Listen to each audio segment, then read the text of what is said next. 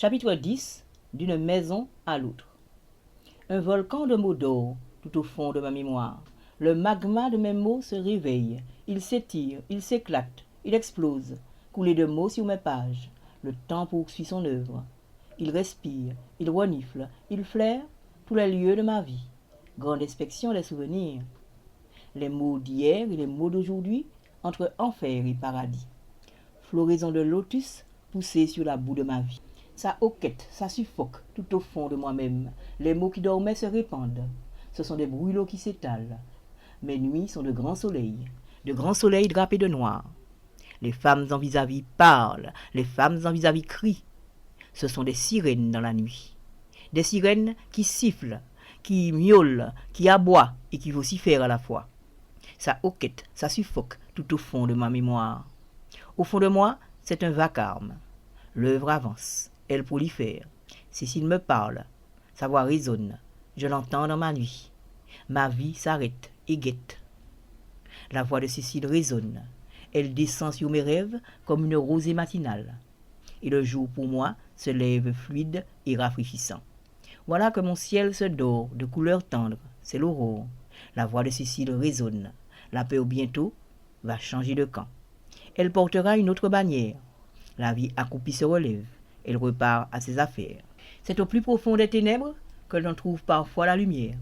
Même au plus profond des ténèbres, mes mots se libèrent. J'avance enfin. Les fils de l'histoire d'hier, les fils de l'histoire d'aujourd'hui se croisent entre enfer et paradis. Strate après strate, les mots s'entassent, la dernière écriture révélant tout le reste. La femme indigo me montre le chemin. C'est du plus profond des ténèbres que la lumière me parvient, lumière noire de mes regrets et de mes rêves. Les terres Saint-Ville.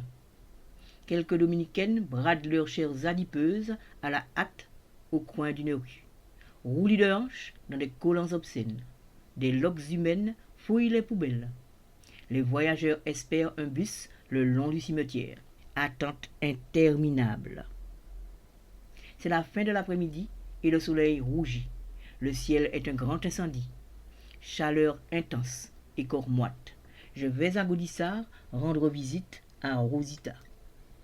Elle m'a invité à passer avec elle une nuit et toute une journée. Depuis longtemps, ma première maman a quitté les terres Saint-Ville. Sa dernière location était située tout près du cimetière de la Levée. Ce n'était pas très accueillant. Rosita préfère de loin les vivants. Alors, elle s'est installée à Gaudissart, bien loin de la touffeur de la capitale et de ses hordes d'âmes en peine, prostituées et clochards. Depuis toujours, Rosita s'accroche à la vie. Les années défilant, mes nombreux frères sont partis tenter de gagner leur vie. Pour Rosita, un peu de paix enfin. Ses enfants ont trouvé leur bonheur dans les banlieues de Paris, chacun la sienne. Là, ils vivent, comme ils peuvent, leurs racines martiniquaises. De cousinade en cousinade, ils ont transmis les traditions antillaises à leurs rejetons. Rosita est restée seule dans le grand appartement. De temps en temps, elle fait le voyage pour revoir tous les siens. Moi, je grandis bien loin d'elle. Je vis chez May. Et depuis quelques mois, la fille de May est revenue vivre à Saint-Georges, accompagnée de sa famille. Le bus de Gaudissart arrive enfin. Une foule compacte se presse vers l'avant du véhicule. On lutte, on bataille, on guerroie. Plus aucune place assise. Encore quelques minutes d'attente, et puis on démarre dans un vrombissement sourd. Je m'agrippe à l'une des sangles de cuir et tente de m'adapter à la danse qui commence. À chaque tournant, le chargement humain tangue d'un côté, puis de l'autre. Grand partage d'odeurs et de sueur. Rosita m'a invité à passer un moment avec elle. Je suis ravie. Ma première maman et moi, nous nous parlons au téléphone. Nous apprenons à nous connaître. C'est qu'elle s'inquiète de la façon dont les choses se déroulent maintenant pour moi chez May. Elle a compris que mon sort n'est plus vraiment la préoccupation de May. Toute l'attention de celle-ci est désormais tournée vers sa fille adoptive et son premier petit-fils. La joie n'était en effet vraiment revenue à May qu'au retour de sa fille à Saint-Georges et à la naissance de son premier petit-fils, car elle aimait plus que tout les tout petits enfants. Autrefois, c'était cette attirance quasi maladive pour les tout petits qui l'avait amenée à pousser la porte de la maison de mes parents. Un incontrôlable besoin de bercer un nouveau-né lui était revenu. C'était une nouvelle génération de gazouillis qui s'offrait à elle. Le cadeau était un charme irrésistible. C'était le plus beau jour de toute son existence. Aussi mais s'était-elle jetée corps et âme dans cette maternité par procuration. Mais ne s'occupait pas seulement des changements d'état de la matière ou des métamorphoses des insectes. Elle s'occupait aussi de tracer pour sa fille un chemin et à rêver pour elle des rêves. Et la demoiselle acceptait tous les choix que sa mère faisait pour elle, érigeant l'obéissance à la plus pure des vertus. De ce fait, la fille n'était donc rien sans la mère, et la mère n'était rien sans la fille. Mais jubilait. Avec l'organisation du mariage de sa fille, May avait ajouté un moyen de subsistance et la construction d'une maison sur le terrain qu'Alcide avait hérité de ses parents. Pour ce qui était du travail, May n'avait pas ménagé sa peine. Elle avait frappé aux portes de toutes ses connaissances.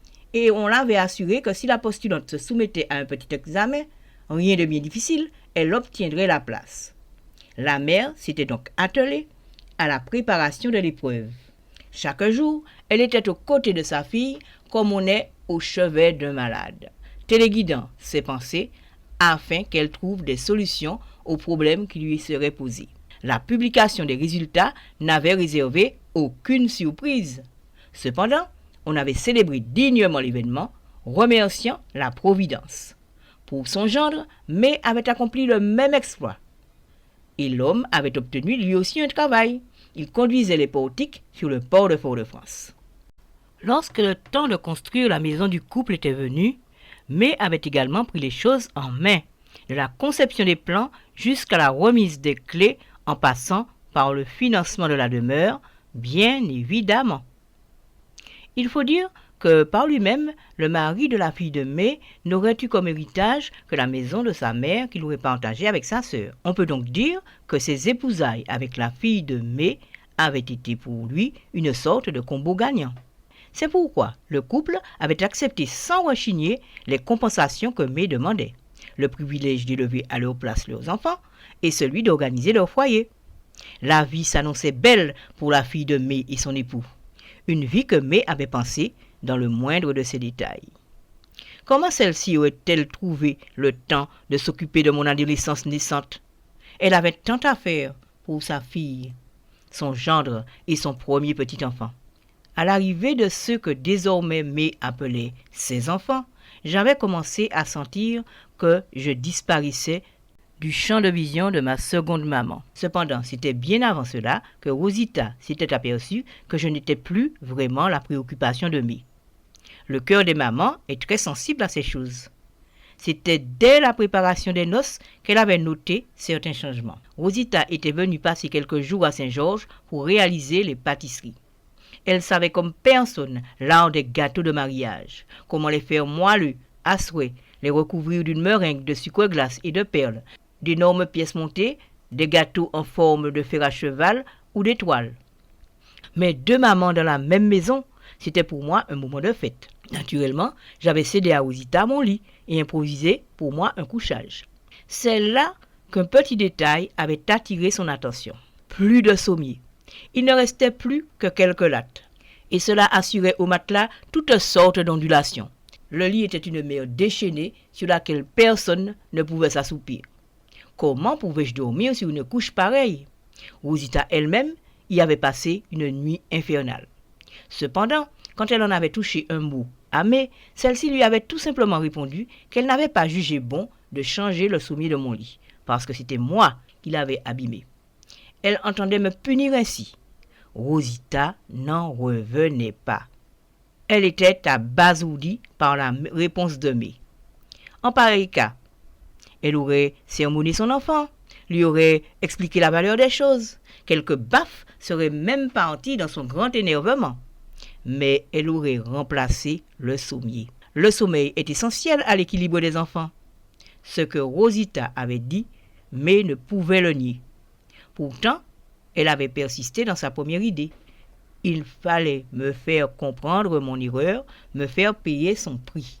De conversation en conversation, avec moi, ma première maman avait découvert d'autres détails qui démontraient clairement que je n'étais plus le souci de Mai. Elle avait compris que l'argent de poche dont Mai me gratifiait n'était en réalité que moyen de se débarrasser de moi. C'était une petite somme qui devait me permettre d'acheter tout ce dont j'avais besoin. Non seulement mes tickets de bus, mon goûter pour la récréation, mais aussi tous mes vêtements. Bien évidemment, cet argent ne suffisait pas à me procurer tout ce qui m'était nécessaire. La semelle des chaussures avec lesquelles j'allais au lycée était trouée. Aucune des fioritures que permet ordinairement l'argent de poche donné aux adolescents n'était possible, mais Mai continuait à la présenter comme telle. Mais c'était purement et simplement débarrassé de moi. C'est la raison pour laquelle Rosita avait décidé de multiplier nos rencontres. Dans un premier temps, elle avait tenté de trouver des circonstances atténuantes à Mai. Si elle agissait ainsi, c'était peut-être parce que le mariage accaparait toute son attention. Comme Rosita se rendait compte que je n'avais plus aucune importance pour Mai et que ma scolarité aurait pu en souffrir, elle m'avait demandé de venir vivre avec elle. Mais j'avais refusé net. Laisser Mai, je ne pouvais l'envisager. Rosita ne comprenait vraiment pas pourquoi je m'accommodais de mon sort. La vraie raison était que je craignais de perdre l'affection de Mai. Je n'osais pas la contrarier, puisque je savais qu'elle s'éloignerait encore plus de moi. Lorsque j'étais à sa convenance, j'étais choyée, mais lorsque je tentais d'opérer d'autres choix que les siens, elle s'éloignait de moi. Je devenais à ses yeux une impertinente qui ne réussirait rien. Mais avait toujours actionné ce levier pour m'imposer ses volontés. Bien des fois, j'avais essayé d'être moi-même. Je regimbais un moment, mais la peur d'être abandonnée faisait que je finissais par accepter toutes les volontés de Mai. Je multipliais même au final les tentatives de séduction et cherchais en niant mes propres désirs à correspondre chaque jour davantage à ce que Mai attendait de moi. Depuis l'enfance, ma seconde maman recourait à cette sorte de chantage. Si tu ne fais pas ci, tu n'auras pas ça. Si, il y avait toujours une condition à remplir pour obtenir quelque chose de Mai. Depuis, toujours, elle oscillait entre amour et désamour, et cela lui permettait de tout choisir pour moi. L'essentiel était de ne pas disparaître de son champ de vision pour ne pas disparaître moi-même. Cependant, comment allais-je pouvoir devenir qui j'étais, réaliser mes rêves? Comment pourrais-je me forger mes propres idées? Mais s'était employée, en mettant des conditions à l'affection qu'elle me donnait, à tresser entre elle et moi une sorte de dépendance. Pourtant, très tôt, Rosita l'avait prévenue du danger d'agir ainsi. Un jour qu'elle était venue nous rendre visite, elle m'avait trouvé poussant une sieste coincée sous le bras de Mai. Constatant le lien étroit qui m'unissait à ma nouvelle maman, elle avait osé lui faire remarquer qu'elle me couvait trop. « Ce n'est pas très bon de lui faire respirer ton odeur, ta sœur, lui avait-elle expliqué. Plus tard, ce sera très difficile pour elle de se séparer de toi. Et pourtant, il faudra qu'un jour, elle vive sa vie, qu'elle trace elle-même son chemin. » Mai avait ri. Ce que disait Rosita n'était que superstition. Avec ses mots et ses croyances, ma première maman avait prévenu Mai des conséquences de la fusion qu'elle voyait s'établir entre elle et moi. Cependant, Mai était persuadée d'agir comme toutes les mamans puisqu'elle tirait un grand bonheur de notre parfait duo. Rosita s'était tue. Mais elle était convaincue de ce qu'elle disait, et ce qu'elle avait prédit autrefois était bel et bien arrivé. Même si elle était une femme du peuple, elle sentait ces choses, elle les savait d'une autre manière. Bien sûr, pour ne pas peiner la grande dame, elle s'était gardée d'ajouter qu'elle était, elle, une vraie maman et qu'elle savait ce qui était bon pour ses enfants. Mais l'envie la tenaillait. Une maman doit être prête à se mettre au second plan pour le bien de son enfant. Ce qui n'était qu'un grand attachement à Mai était pour moi devenu une prison de laquelle je ne pouvais m'évader. J'étais tel un oiseau dont on avait coupé les ailes, mais qui devait tout de même s'envoler. Une épaisse fumée noire se dégage du pot d'échappement du bus de Gaudissart. Il s'étouffe dans le monde de Balata.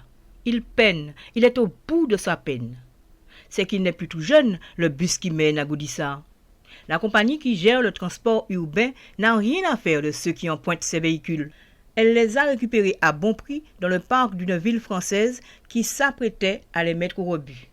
Même s'ils ne convenaient pas pour une ville de l'Hexagone, la compagnie avait trouvé qu'ils pouvaient encore servir aux Antilles. Une fois, on avait frôlé la catastrophe. Les freins d'un bus qui ramenait des passagers à Fort-de-France avaient lâché sur la route de Balata. Fort heureusement, le chauffeur avait réussi à échouer son engin dans un canal. Les passagers avaient eu une belle frayeur et ils avaient été contraints de rejoindre la ville par leurs propres moyens. Leur vie avait été mise en danger, mais ils n'avaient rien réclamé. Ils avaient accepté leur destin, jugeant que Dieu les avait préservés ce jour-là de grands malheurs et que c'était bien suffisant. Porter plainte en Martinique. On préfère s'adresser à Dieu plutôt qu'à un tribunal humain. Quelquefois même, on se venge en s'adressant au diable. C'est pour cela qu'on voit fleurir dans les carrefours toutes sortes de bêtes égorgées, chats noirs ou poulets, et des couverts bien arrangés sur des nappes. On trouve même aux abords des tribunaux des crapauds dont on a cadenassé la gueule. Pour l'affaire du bus, c'est Dieu lui-même qui se chargerait de la compagnie. Il rétribuerait chaque contrevenant en temps voulu. Il fallait tout simplement lui faire confiance et attendre. Le bus de Gaudissart ronfle, il regimbe dans le monde de Balata. Des maisons entourées de coquets petits jardins se succèdent. L'air se rafraîchit au fur et à mesure que l'on remonte la route de Balata. La route de Balata est longue, très longue. En continuant à rouler, on arrive sur la trace qui se faufile à travers la végétation luxuriante de la forêt tropicale. La route de Balata est longue, si longue qu'elle semble atteindre les nuages. La route de Balata flirte avec la folie d'un trop-plein de nuages. Au fur et à mesure que l'on monte, l'air se rafraîchit et l'on change de décor. Le paysage est plus verdoyant. C'est une végétation foisonnante de balisiers, de fougères arborescentes, d'arbres du voyageur, de ficus étrangleurs, de pandanus panachés, de fromagers et de bacois qui vous offrent des spectacles étourdissants, si bien qu'on se croit revenu aux origines du monde. Mais les voyageurs, plongés dans leurs pensées, ne voient pas tout cela. Tout comme eux, je suis à mes réflexions. Nous n'allons pas au bout du bout de la route de Balata. Nous n'atteignons même pas les hauteurs vertes et sereines de Tivoli ou de Rodat. C'est à Gaudissart que nous nous arrêtons. Un temps, Rosita avait cherché de l'aide auprès des religieuses du foyer des orphelins, pour lesquelles elle travaillait. Les religieuses considéraient d'un très mauvais œil la nouvelle religion de mai, et elles avaient pressé Rosita de me reprendre chez elles.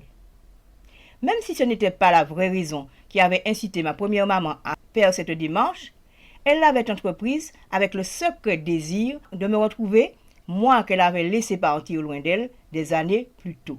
Mais je lui avais opposé un non catégorique. Je refusais d'être séparée de Mai. Cécile pense que m'accrocher ainsi à Mai, malgré ses désamours, avait été pour moi une manière de réagir au sentiment d'abandon que j'avais vécu dans mon jeune âge, à la grande frayeur que j'avais ressentie lorsque Rosita avait disparu du jour au lendemain de ma vie.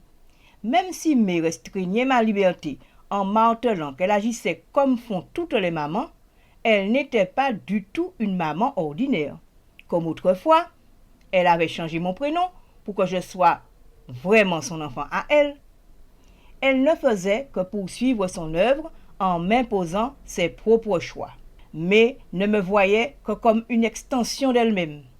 Contrairement aux mamans qui ont pour unique but d'aider leur enfant à grandir, mais refusait de me permettre de voler de mes propres ailes. Je comprenais bien tout ce que Cécile m'expliquait. Ce n'était donc pas moi qui refusais de grandir, c'était Mai qui n'était pas prête à me laisser vivre ma vie. Cependant, ce qui compliquait les choses pour moi, c'était que tout en refusant de me voir grandir, Mai avait trouvé en la personne de son petit-fils une nouvelle occasion de vivre la maternité qui lui avait tant manqué.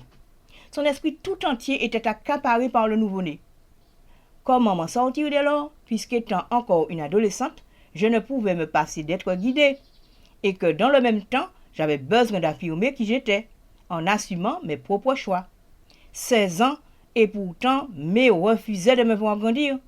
J'étais comme un oiseau dont on avait coupé les ailes, mais qui ne rêvait que de s'envoler. Le bus emprunte la descente vertigineuse qui conduit à Debriand. Debriand et Gaudissart sont des sœurs jumelles qui ont été la même mamelle de misère. Pourtant, l'une se croit de meilleure élection que l'autre. Debriand, avec ses maisons individuelles, fait la nique à Gaudissart et ses immeubles crasseux. Et je ressens comme un vertige dans l'afflux des sentiments qui me viennent. Debriand et Gaudissart sont l'une et l'autre des cités dortoirs construites sur des modèles pensés par la métropole pour la masse des ouvriers à faible revenu qui prolifèrent ordinairement dans les villes pré-industrielles. Des modèles pensés à Paris, loin des coutumes martiniquaises. Debriand et Gaudissart ont toutes deux poussé dans la périphérie de Fort-de-France vers les années 60. Passé Debriand, on arrive très vite au centre de Gaudissart. On reconnaît ces immeubles de loin. Ce sont des bâtiments de 4 étages sans ascenseur, dont les murs sont couverts d'une lèpre rougeâtre, une seconde peau sous laquelle disparaissent les peintures d'origine. De grands immeubles qui impriment leur sinistrose sur les alentours avec des oripeaux de pauvres à leurs fenêtres aveugles. Tout un peuple vit là, comme il peut, dans une promiscuité odorante et sonore. La solidarité s'organise au cœur de la banlieue foyalaise. Des combines se bâtissent pour contourner les règlements et les lois pensés pour les banlieues françaises. C'est qu'il faut absolument soulager la misère. Tout est bon pour soulager la misère.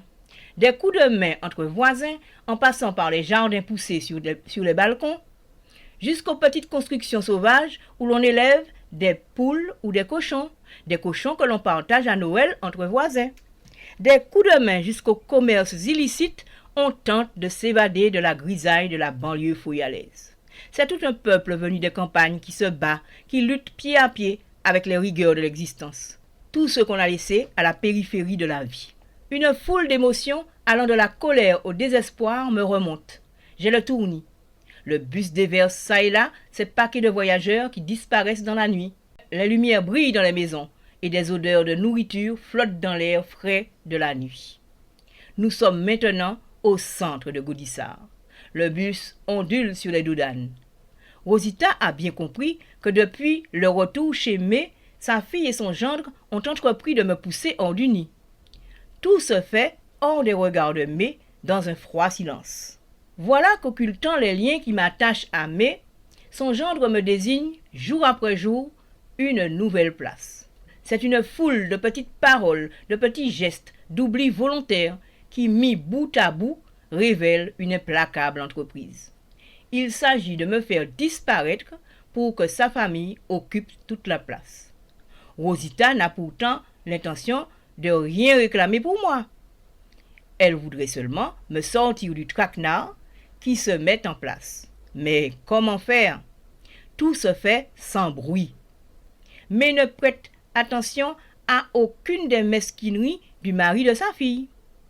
Il est lié corps et âme à sa femme et la suit où qu'elle aille. Tous les deux unis contre tous. Mais jamais leur vraie motivation n'affleure. Depuis quelque temps, le mari de la fille de Mai brigue une place de ministre du culte dans sa congrégation religieuse. Il a trouvé un excellent moyen de me discréditer aux yeux de Mai. Il sait combien sa belle-mère respecte les lois de sa nouvelle religion. C'est donc à ma personne qu'il a décidé de s'en prendre afin de démontrer que ce que je suis et mon mauvais comportement me disqualifient pour ce qui est d'être une bonne personne. Non seulement il s'agit de convaincre Mai de ma mauvaiseté, mais il s'agit surtout de me persuader que je ne suis rien et que par conséquent, je n'ai droit à rien.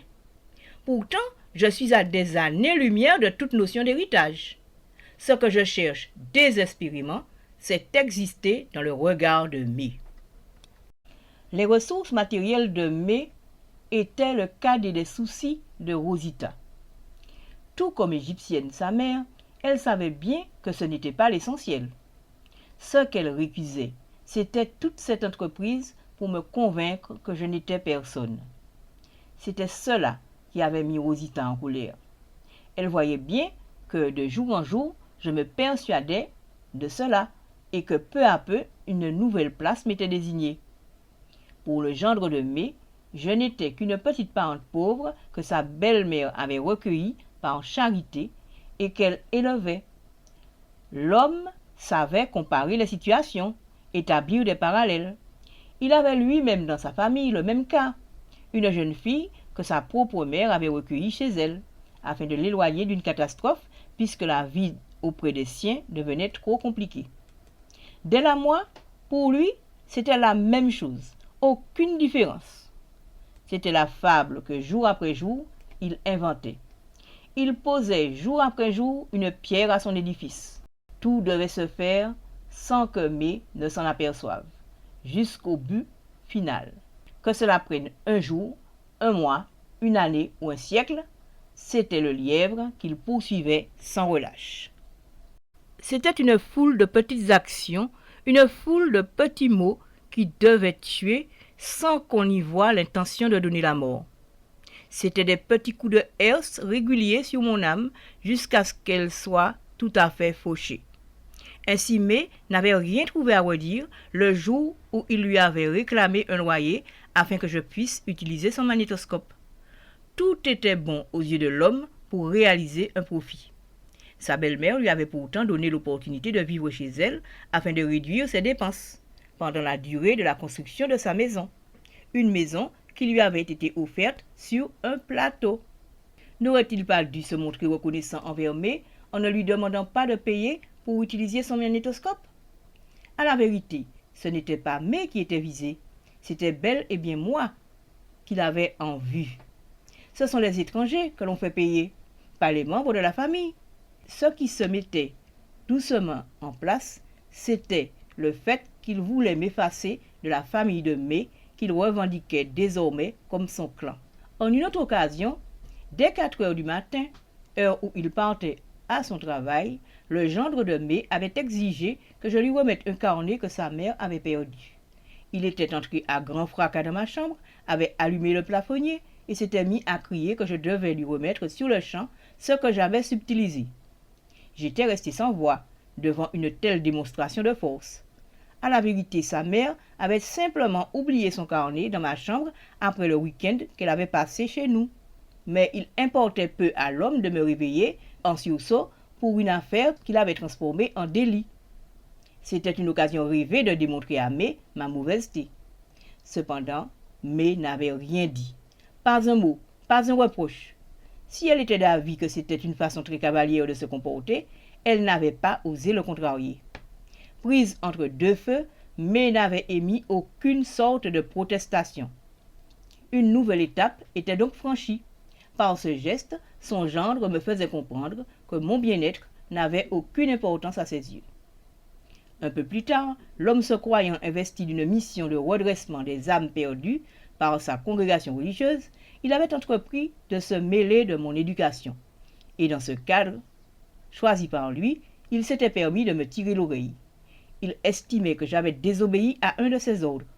Pour moi, c'était une limite de trop qu'il avait franchie. Il était allé bien trop vite en besogne dans son désir de me signifier ma nouvelle place. Cependant, je pense qu'il se souvient encore de ma réaction. Une pluie de coups s'était abattue sur lui. S'il m'en avait rendu quelques-uns, je n'avais pas démérité. Heureusement, après l'incident, il avait été rappelé à l'ordre par sa propre mère. Le malheureux était allé se plaindre de moi, pensant qu'on le suivrait dans ses récriminations. Mais sa mère lui avait fait remarquer qu'il n'était pas chargé de mon éducation et qu'il n'était pas mon père. Si sa mère ne l'avait pas arrêté, que ne se serait-il pas permis par la suite? Surtout que Mai était restée muette. Mai avait l'habitude de perdre la parole devant les problèmes que lui posait la vie. Elle était restée muette lorsqu'autrefois, Léonie avait voulu évoquer avec elle le lourd fardeau que représentaient les circonstances de sa naissance, même si elle l'aimait profondément. Elle avait préféré ensevelir sa maman sous des montagnes de soins et d'amour pour n'avoir pas à l'écouter. Et elle était demeurée muette lorsque sa belle-mère avait ourdi des stratagèmes pour atteindre sa dignité, loin des yeux du monde. Les manigances de sa belle-mère, elle les avait rendue transparente, plutôt que de révéler au grand jour ce que la bonne dame fomentait contre elle dans l'ombre. Pas même sa sœur Mulhouse n'était au courant. Il n'est guère qu'à moi qu'elle osait confier ce qu'elle avait subi pendant les années qu'elle avait passées chez son père. On se demande pourquoi. Elle avait également persisté dans son mutisme lorsqu'Alcide avait traîné son nom dans la boue avec ses infidélités et ses saouleries. Aux trahisons de son mari, elle avait substitué une version d'idylle parfaite, plutôt que d'envisager un conflit ouvert qui aurait amené, peut-être, à une séparation. Toujours transformer le monde en une jolie légende, plutôt que de le regarder en face. Quand la réalité était trop difficile à supporter, mais s'appliquait purement et simplement à l'effacer. Elle préférait de loin la fuite. Tous les colosses n'ont-ils pas leurs pieds d'argile? Devant les événements dérangeants, mais préférait faire semblant de ne rien voir. Quelquefois même, pour éloigner les regards de sa blessure, elle montrait les dents, mais déployait une énergie farouche à métamorphoser les brûlures de son histoire. Le gendre de Mai avait donc un boulevard devant lui pour toutes sortes de représailles, puisque, malheureusement, l'humiliation qu'il avait subie lui était restée en travers de la gorge. Cela avait renforcé sa détermination à me voir déguerpir de chez Mai. Mon éducation était bien entendu la dernière de ses préoccupations. Ce qui avait seulement changé ce jour-là, c'était que tout devait se faire encore plus discrètement. Il ne fallait pas que ses vraies intentions soient révélées. Rosita avait bien compris que si Mai ne disait rien, c'était parce qu'elle était au milieu d'un conflit intérieur. Même si elle voyait l'ampleur des injustices que je subissais, ce parce qu'elle était de ces personnes qui privilégient les règles, toute prise de position en ma faveur aurait pu être interprétée comme une atteinte aux droits de la fille qu'elle avait adoptée légalement. Et elle ne voulait risquer de contrarier ni son gendre, ni sa fille, qui avaient entre leurs mains les clés de son bonheur. Tout ce qu'elle n'avait pas pu réaliser avec Alcide, c'était désormais eux qui l'accompliraient à sa place. Devant ces deux impératifs, les promesses que Mai avait faites autrefois ne pesaient pas bien lourd. Mon adolescence compliquée n'avait aucune place dans la nouvelle mouture de sa famille, celle qu'elle formerait désormais avec sa fille, son gendre et ses petits-enfants. C'est donc sans état d'âme qu'elle avait adopté la fable de sa fille et de son gendre, celle qui faisait de moi une mauvaise peste et qui me reléguait au rang d'amie de la famille, une amie à laquelle on avait rendu des services et qui se devait maintenant de rendre la politesse. Mais s'était mise à raconter elle-même une histoire à dormir debout. La bonne dame avait oublié net toutes ses allées et venues de sa maison à celle de mes parents et la demande qu'elle leur avait faite. Cet enfant, c'est la mienne, je vais l'élever comme une reine. Selon la version qu'elle servait désormais, c'était que quand elle était partie du Cambé, en m'emmenant dans ses bagages, ce n'était que pour quelques vacances. Mais aucun membre de ma famille n'était venu me chercher. Alors, elle m'avait gardé pour ne contrarier personne. Qu'avait-elle à s'encombrer d'une enfant, elle qui venait de perdre son mari? Rosita était restée sans voix quand je lui avais rapporté les propos de Mai. Elle n'en croyait pas ses oreilles. Une enfant qui n'est pas la vôtre est chez vous en vacances et vous ne la ramenez pas dans sa famille? Vous n'appelez pas ses parents? Vous organisez sa vie comme si c'était votre propre enfant, lui procurant tout son nécessaire, l'inscrivant même dans une école privée. Vous l'élevez pendant des années selon vos préceptes à vous, et aujourd'hui, c'est le moment de la renvoyer chez elle, puisque vous avez votre sou de petit enfant à choyer. Tout cela ne tenait pas debout, puisque s'occuper de moi lui avait permis de trouver la force de vivre. Ce que Mai avait oublié, c'était que moi, je n'avais rien choisi du tout, que je n'avais pas eu mon mot à dire, lorsqu'on avait décidé que j'allais désormais vivre avec elle. Jusqu'à l'âge de 5 ans, je n'avais même pas eu l'occasion de rendre une seule visite à ma famille. J'étais son enfant à plein temps. Si ce n'était envers mes parents, n'avait-elle pas envers l'enfant que j'étais quelques obligations? Un enfant n'est pas un article que l'on se procure dans un magasin et que l'on retourne tout simplement parce qu'il ne vous convient pas, ou que vous avez trouvé mieux chez un autre fournisseur. Mais avait oublié aussi qu'elle avait été bien heureuse de m'avoir pour combler son désir irrépressible d'enfant, et que pendant des années, elle avait créé une telle dépendance entre elle et moi que je ne pouvais me séparer d'elle sans souffrance. J'étais carrément vissé à elle. Rosita voyait bien que tout cela était le ferment de quelque chose de terrible pour moi, et elle comprenait aussi que j'étais le grain de sable qui pouvait faire dérailler toute la machine de la fille de Mai et de son gendre. M'éliminer était donc leur seul but. Ma première maman oscillait entre la rage et le désespoir, sans pouvoir rien faire pour me sauver du guêpier dans lequel j'étais empêtré. La fille de Mai était bien plus subtile que son mari. Aucune action d'éclat n'était nécessaire. Il ne fallait surtout pas que sa mère prenne conscience de son hostilité envers moi. Agir toujours dans un froid silence. C'est ainsi que tout ce qui contribuait à mon équilibre était devenu de facto essentiel à son bien-être ou à celui de son enfant. Et elle n'avait de cesse de me déposséder de tout ce qui me permettait d'avoir un soupçon de sérénité. Comment Mai pouvait-elle s'opposer au désir de sa fille adoptive, d'autant plus que celle-ci venait de la combler en lui donnant un petit enfant? Tout ce que sa fille lui demandait n'était que pour le bonheur de son premier petit-fils. Dès son arrivée donc, la fille de Mai avait exigé que sa mère se débarrasse du chien de la maison. Elle savait bien que cette adorable bête était un rayon de soleil dans ma vie. Alors, elle avait transformé le toutou en un véritable instrument à tuer. Mais qui était connu pour avoir des angoisses incompréhensibles, des angoisses qui lui faisaient inventer des dangers là où il n'y en avait pas, était terrifié à l'idée que le chien s'attaque à son petit-fils. Autrefois, la bête avait éliminé les chiots de sa portée qui n'étaient pas viables. Ce n'était qu'un instinct d'animal, un comportement très fréquent chez les bêtes. Mais c'était devenu pour la fille de Mai la preuve irréfutable, la preuve que le chien allait s'attaquer à son enfant. La mère avait répondu donc à toutes les demandes de la fille. On avait expédié l'animal, sans m'en avertir, à Saint-Joseph. Quelque temps après, à l'occasion d'un séjour que nous passions dans la famille de la fille de Mai, en faisant une promenade dans le quartier, j'avais aperçu le pauvre chien traînant une maigreur repoussante, les yeux tristes et la queue pendante. La bête avait bien tenté de japper lorsqu'elle m'avait aperçu. Elle espérait sûrement que je viendrais la chercher. Mais je ne pouvais rien faire. Alors elle avait fini par s'aplatir dans sa souille en entendant les hurlements de son tortionnaire.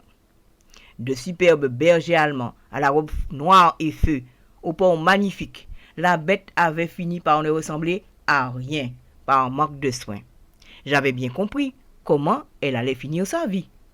Ce n'était pas un hasard si mon chien avait atterri chez cet homme-là, le voisin des parents de la fille de Mai.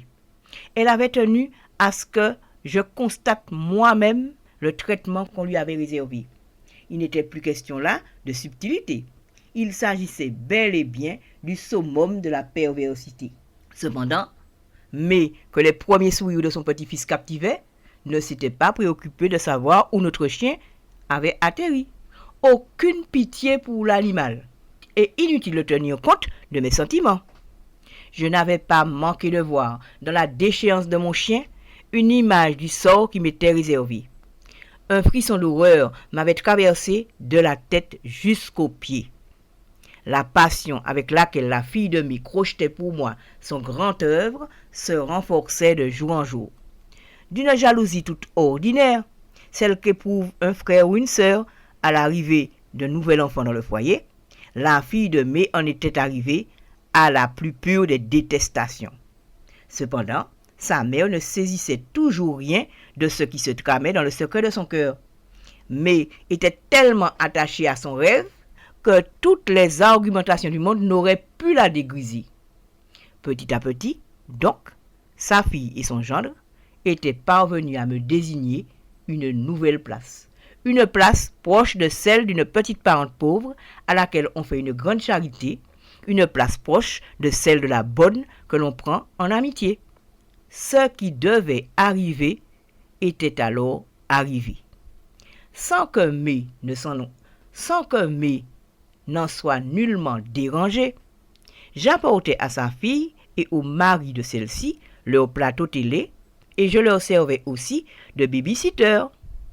Pourtant, dans les premiers mois de la naissance de leur enfant, il n'était pas question que je touche chez Rubin. C'était un trésor bien trop précieux pour que je puisse l'approcher. Toutefois, son fils grandissant, la fille de Mai ayant besoin d'un peu de liberté, on me le fourrait dans les pattes sans état d'âme. Tout était fait pour m'atteindre dans mon amour-propre et pour me faire comprendre que je n'avais plus ma place chez Mai. Rosita s'était étranglée de colère. Le bus de Gaudissart continue son chemin. La nuit descend peu à peu. Les réverbères s'allument les uns après les autres. Après avoir sillonné les petites rues de la cité pour déposer son chargement humain, le bus est maintenant tout près de la poste. Il ondule sur les dos d'âne. Les voyageurs descendent par petits pelotons. Ils disparaissent dans l'obscurité naissante et les appartements les accueillent pour la nuit. De temps à autre, on perçoit le tapage d'une querelle ou la musique d'un téléviseur dont le son a été poussé à son maximum. Les idées m'arrivent de plus en plus clairement. Il me semble que j'ai désormais une alliée en la personne de Rosita. Je ne suis plus seule à affronter les rigueurs de mon existence, puisque j'ai retrouvé ma première maman. Et j'en ai bien besoin, puisque ma situation semble s'aggraver chaque jour davantage. Rosita était restée muette de stupeur quand elle avait appris que Mai elle-même s'était mise à me considérer de la même façon que sa fille. Un jour, la servante faisant défaut, Mai n'avait pas hésité à me proposer de repasser les vêtements de sa fille. Elle me paierait mon travail à sa juste valeur. Il fallait absolument que les habits soient prêts en temps et en heure. Comment Mai pouvait-elle me demander de repasser les vêtements de sa fille? En agissant ainsi, elle me désignait, elle aussi, une autre place. Que la demoiselle agisse ainsi envers moi, c'était une chose. La demoiselle se croyait tellement au-dessus de la masse qu'elle n'avait vu aucun inconvénient à employer ses sœurs comme bonnes à tout faire. Toute autre personne aurait voulu le meilleur pour les membres de sa famille, aurait cherché un moyen de leur permettre d'améliorer leur vie. La fille de Mai, elle, utilisait les siens à son seul profit. Comment Mai pouvait-elle me demander de repasser les vêtements de sa fille? En attendant de moi une telle chose, Mai avait indéniablement franchi une limite que Rosita ne pouvait admettre. Et sa colère était grande. Cependant, écrasée par des préjugés de classe, elle ne s'était pas autorisée à dire haut ce qu'elle pensait. Mai en avait donc déduit que mes parents acceptaient la manière nouvelle dont elle me traitait. Rosita était tout emplie d'une colère froide. Elle n'avait pas confié à Mai son enfant pour qu'elle serve de boniche à sa fille. Elle s'était échinée à la tâche afin de permettre à tous les siens d'avoir une vie plus facile que la sienne. Dans ce foyer pour les orphelins dans lequel elle passait de longues journées à amidonner et à repasser les habits des religieuses, c'était chaque jour le rêve qui l'aidait à se lever de bon matin pour une nouvelle journée de dur labeur. Lorsque Rosita rentrait chez elle à des heures indignes, le corps fourbu, elle était néanmoins satisfaite parce que son travail contribuait au bonheur de ses enfants. Cela, Mai l'avait perdu de vue, puisqu'elle n'avait pas hésité à me désigner une nouvelle place. J'étais triste de constater que Mai établissait une hiérarchie entre sa fille et moi. Pourtant, j'acceptais mon sort sans rien dire. Pour moins que cela, toute autre personne aurait claqué la porte, mais j'espérais encore de Mai un éclair de lucidité. Le bus de Gaudissart ondule sur les dos d'âne. Nous approchons de l'immeuble où vit Rosita. Un homme ivre prophétise avec une voix d'outre-tombe. Les quelques voyageurs qui restent ne semblent ni l'entendre ni le voir, tout comme ils ne semblent pas voir la pauvreté qui règne en maîtresse sur les habitations. L'ivrogne redit pour tout le monde les paroles d'un rite martiniquais ancien et accepté. Ça et là, des bennes à ordures éventrées répandent leurs entrailles sur la chaussée. Dans un canal, un chien crevé cuit à petit feu sous une poudre de chaux-vive. Le bus de Gaudissart poursuit sa route à travers la cité. Il manque d'écraser une race de chiens faméliques qui poursuit des femelles éthiques pour des copulations hargneuses, au beau milieu de la rue. De place en place, des groupes de femmes et d'hommes continuent à disparaître dans la nuit. L'immeuble de Rosita s'annonce enfin. Je me console. Inutile de dire que la perspective de passer toute une journée avec Rosita représente un rouspel très attendu. Un moment de répit se profile pour moi au cœur de la banlieue foyalaise.